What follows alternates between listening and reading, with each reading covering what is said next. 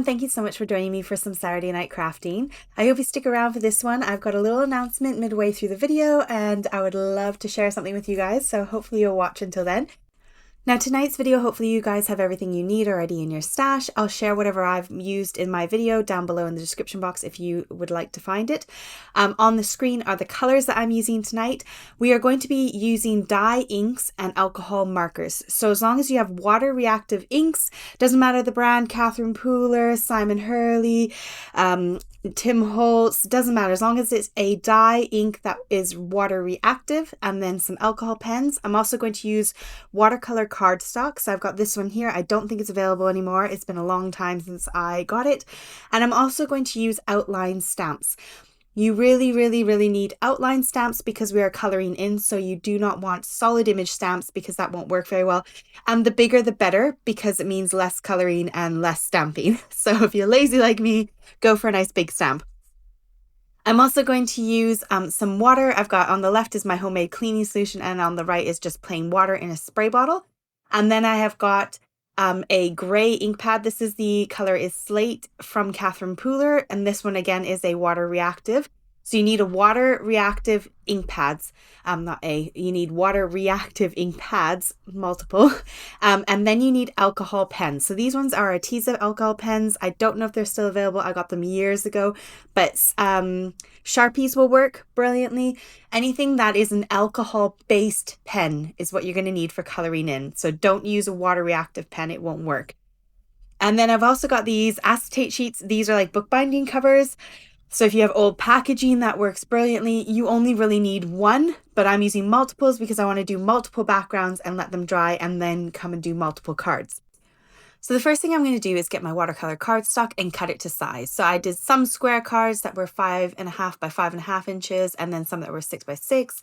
And then I did some A5 sheets of cardstock as well. Whatever your heart desires, whatever size of watercolor card you've already got, use that. You can always cut it down, trim it down, die cut it. It doesn't matter. Now I'm using Distress Oxides just because I felt like it. Any dye ink again will work. You don't need to worry about it being a Distress Oxide. And all we're going to do is put some color down onto our acetate sheet, our piece of plastic. If you've got a glass work surface, then you can use that. That will work brilliantly as well. And I'm just putting some color down. Now I want to wipe away some of the color because I wanted to get all the colors that I was using on my little card panel, and I knew if I used a full swatch of color, it wouldn't pick it all up onto my cardstock. And so I'm just wiping off a little bit on the in-between so that I can fit all the colors down. That's the only reason why I was wiping some off. I also don't want to blend my ink pads together, and so therefore I'm just kind of making sure I get nice and close but don't overlap so I don't get colors everywhere. Now I have sprayed my watercolor card on the back. It helps with curling. And that's the reason. So you want to spray the back of your watercolor card so it doesn't curl up when it absorbs the water from the outside. Then I spray the front of my watercolor card that's going to touch the surface as well as the surface. So I spritz quite heavily to get all that ink flowing, all that color moving.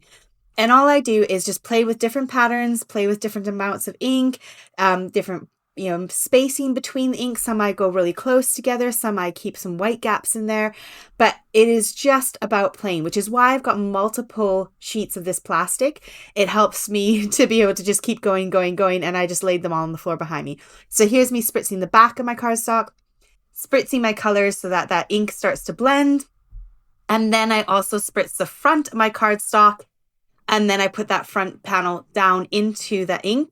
And then I'm literally just taking it off my desk as is, lying it on my floor and letting that fully dry on its own because I don't want to pick it up. The minute you pick it up, all that ink kind of runs to the side. That leaves the piece of plastic last. So I am leaving these, and you can leave them overnight, or in my case, it was a really sunny day. So I actually just put them on the windowsill in the sun and left them.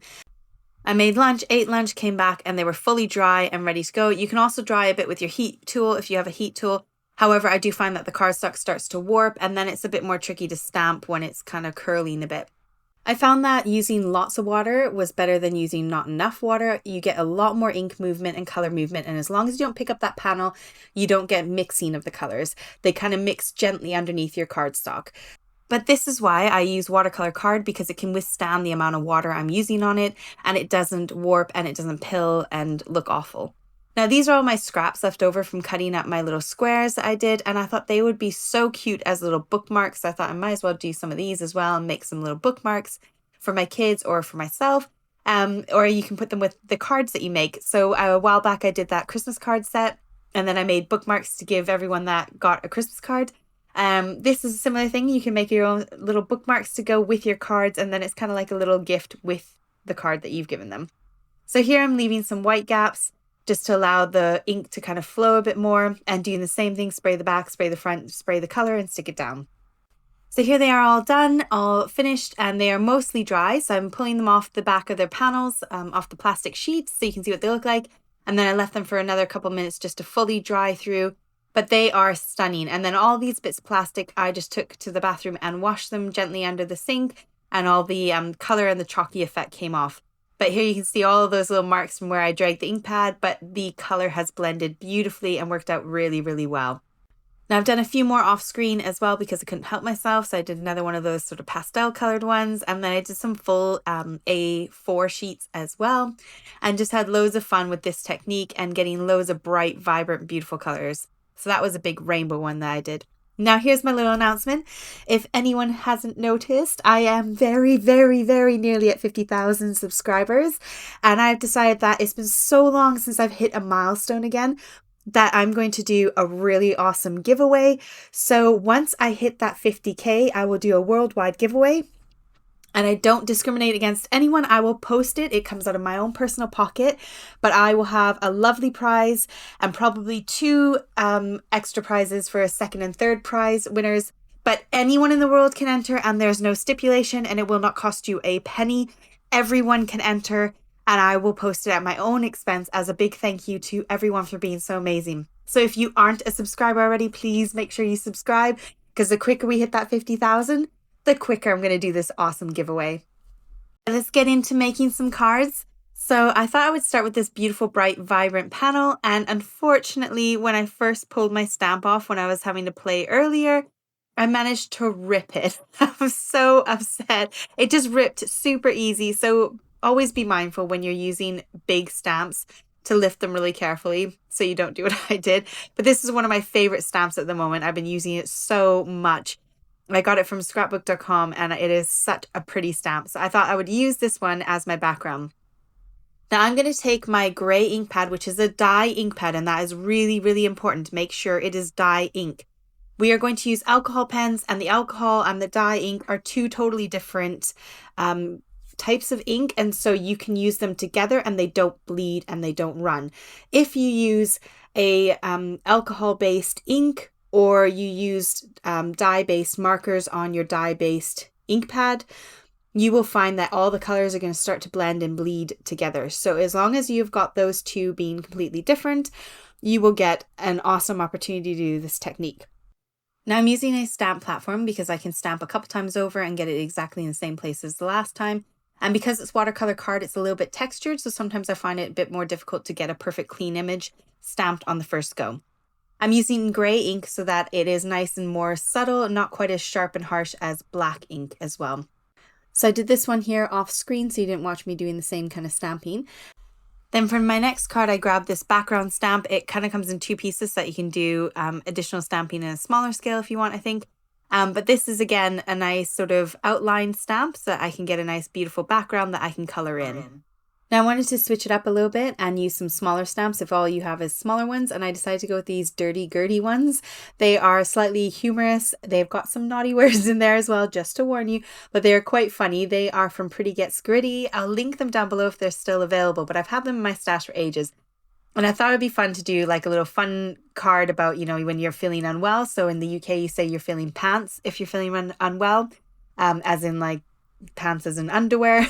So pants don't mean trousers in the UK, they mean underwear. And so if you say you're feeling pants, it means you're feeling under the weather, you're not feeling well, that kind of thing. So I thought it'd be fun to do like a humorous get well soon kind of card.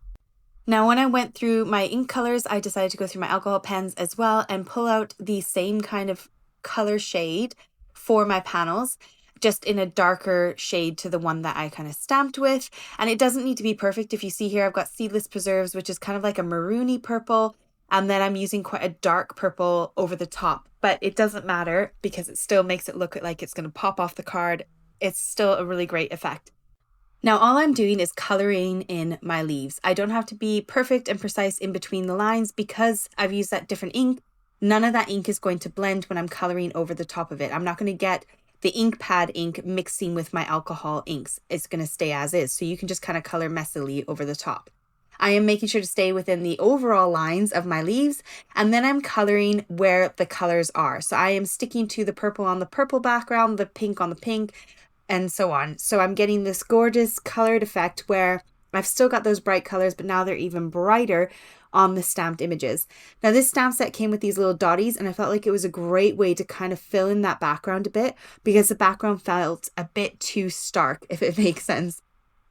The next thing that you can do to make these patterns pop off your page more is to outline them. So I've got a really pale gray marker here, and I'm just going to trace all the leaves. So on the right hand side is one I did earlier. On the left is the one that I've just started with you. And you can see the one on the right just kind of looks like it pops off a bit more just from that extra little bit of gray. I'm horrible at tracing things. It is sloppy, it's messy, but it's a really light gray. And it really seems to hide my imperfections really, really well. So that's what I'm going to go ahead and do with all of my cards. I'm going to trace them all with the light gray. Now here's one where I didn't add the dots and I cut it out with a circle die. This one I did with a bit of pencil, so I didn't do the right hand side, I only did the left hand side. So if you don't have a light gray marker, you can use a pencil as well and just kind of shade around the edge with a pencil. And then this one here I die cut out with a fun shape die, and then I also traced those flowers again. This is the one that you just saw earlier that I had done beforehand. And then the one that we did together, I finished tracing all those leaves, but this is probably my favorite panel out of all of them. I love how bright and bold it looks. Here's the one with the pants. I added in some of those dots in the background, traced all the pants as well, or I should say underwear, but for the joke of the card, they are pants.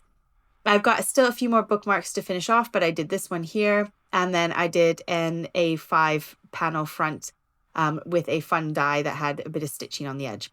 So we're going to make a couple on screen, and then the rest I'm going to make off screen. I did about 3 cards today, and then I'll finish off some more at some point.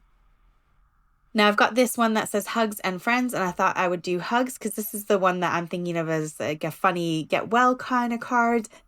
And then I'm not very creative with thinking of what to do with words. It comes with a ton of words, and then you can make your own sentiments. So I just went with one off the back of the packaging, which said, I hear you're feeling pants. So I've got hugs, I hear you that you're feeling pants. I wanted to have something that said, sorry, you're feeling pants, but I didn't have the word sorry. Now I wanted to have my hugs match the rest of my project. So I decided to take this Slate ink again, and I'm using photo papers. This is just a piece of photo paper that you would print a picture on in your printer. And I'm covering it with gray ink. And then I'm going to add some double-sided tape to the back of it and then run it through my die cut machine to die cut out hugs. And then that way it's kind of like a glossy, shiny sentiment that can go on the top. I also had some double-sided sticky on the back of some vellum. So I die cut out the shadow outline for hugs out of vellum with sticky tape on it already. And then I took another panel and I'm just inking up the edges because this will go under that top panel and they'll be hidden. But I wanted to have the gray kind of flow through the cards. So I made sure to have that background panel covered with the gray, and then I'm edging up the front panel to kind of blend with that middle panel. Once that's done, I'm going to glue them all together and make my card base complete. Next, I'm going to grab my sentiment and add that onto the front of the card. So I've got my vellum piece here, so I'll just peel off the release paper and stick it down. I'm using a bone folder to push it down nice and firm, and just having that double-sided tape means that you don't have any glue showing through with your vellum, and it's all nice and solidly stuck down. I then cut out all my words and glued them onto the front of the card. I didn't bother popping any up with any kind of foam tape because I wanted to keep it a little bit more of like a flat card, given it's such a nice big card as it is anyways. I then have these holeless sequins, which I got from, I think, AliExpress. I'll link them down below if I still have the link. And I've got these ones that are like an iridescent clear, so you can see the glue through them when I stick them down, but once the glue has dried, it's perfectly clear, and all you see is the color underneath.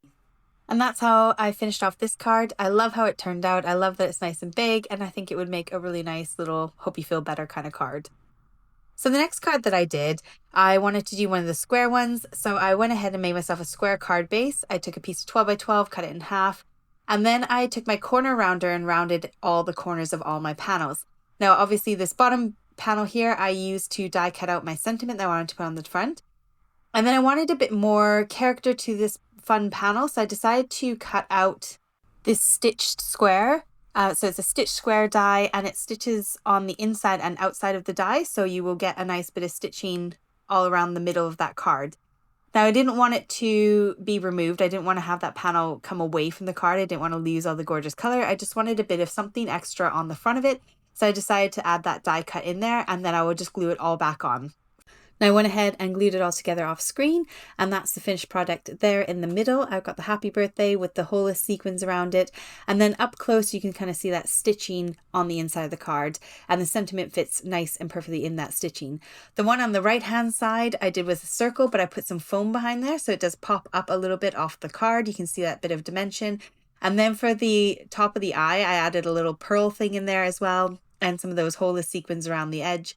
But I love how these turned out. They're really bright, they're really vibrant. You don't need to do much to the tops of them once they're done because they've got so much character in the background. Just a nice simple sentiment, and it's such an easy way to finish them off. So I hope you enjoyed this one with me tonight. And again, don't forget to comment, like, share, subscribe, all those awesome things. And if you're looking for any of the products I used today, they should all be in the description box down below for you. Drop me a comment if I've forgotten anything. And don't forget to watch out for my 50,000 subscriber giveaway. Thank you so much for joining me. Have a fantastic weekend. Bye!